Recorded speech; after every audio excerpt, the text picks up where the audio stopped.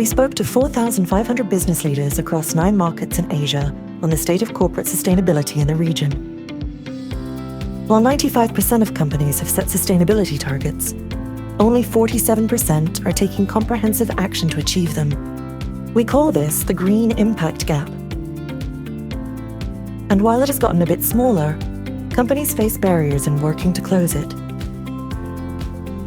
More than half of all companies in Asia have already been accused of greenwashing.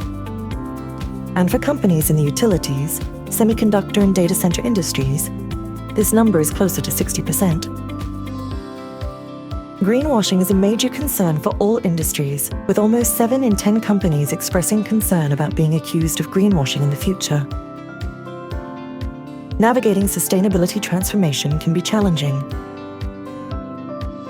So, what are leading companies doing to protect against greenwashing and confidently drive sustainable transformation? Check out the Schneider Electric Green Impact Gap Survey and explore how we can close the gap for a more sustainable future.